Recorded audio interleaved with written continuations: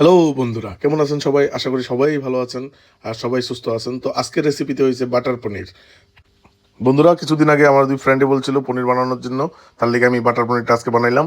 তো এই রেসিপিটা পুরো দেখার জন্য আপনারা ভিডিওটা এন্ডিং অবধি দেখবেন, আর রেসিপিটা খুবই টেস্টি। তো বন্ধুরা, আমরা আরম্ভ করি। দেখেন বন্ধুরা, আমি আরম্ভ করার আগে কিছু কিছু পেস্ট রেডি করছি। তো এটা আমরা দেওয়ার সময় স্টেপ বাই স্টেপ আপনাদের জানাই দিব কী কী দিছি। দেখেন বন্ধুরা, পনিরটা মোটামুটি কাটা হয়ে গেছে। এখন আমরা নেক্সট স্টেপ আরম্ভ করি।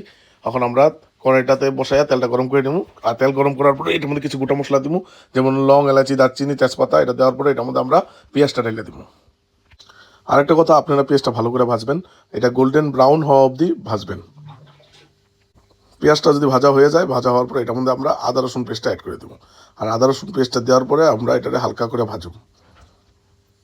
তারপরে এটা মোটামুটি হালকা ভাজা হয়ে যাওয়ার পরে এটার মধ্যে আমরা কাঁচামরিচের পেস্টটা দিয়ে দেবো।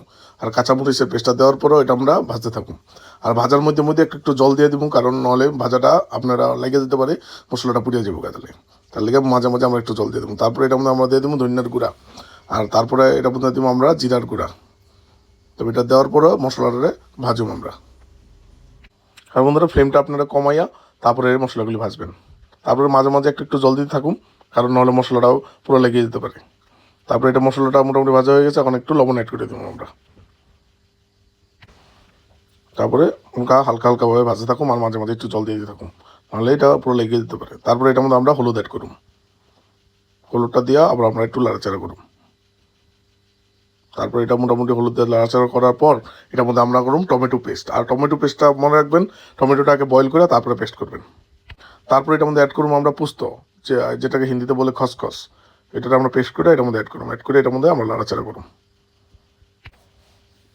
তারপরে এটার মধ্যে অ্যাড করুন আমরা মগজের পেস্ট।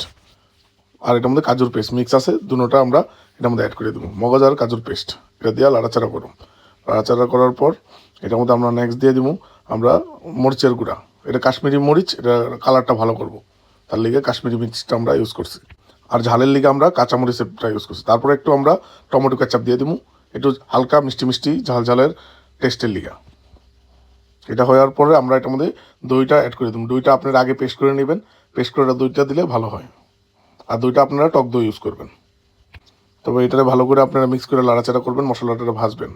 ভাজার পরে এটার মধ্যে আমরা দুধ অ্যাড করে দিব। আমুল তাজার যেটা দুধ আছে এটা আমরা অ্যাড করে দিচ্ছি। এটা দেওয়ার পরে নাড়াচাড়া করতে থাকবেন।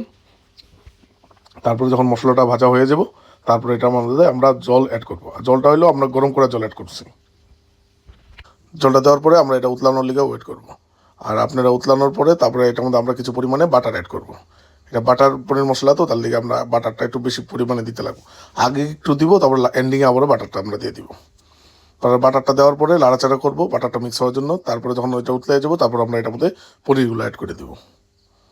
মোটামুটি বন্ধুরা, আমাদের স্টেপ প্রায় শেষেই। এখন এটার ভালো করে উতলাইলে আমাদের পনিরটা প্রায় রেডি হয়ে যাবো। দেখুন বন্ধুরা, এটা দেওয়ার পরে একটু হালকা নাড়াচাড়া করে দেবো। আর এটা এই ঝোলটা আমরা একটু শুকাবো। আপনি ঝোলটা বেশি পরিমাণে শুকাইতে লাগবো, এটা পুরো কষাইতে লাগবো। আর এটা আপনার কখন বুঝবেন এটা মোটামুটি হয়ে গেছে, যখন দেখবেন তেলটা উপরে এসে পড়বো, তখন মোটামুটি পনির রেডি। আমরা তেলটা আসার লিগে অল্প ওয়েট করবো। দেখুন বন্ধুরা, তেলটা পুরো মোটামুটি এসে বসছে।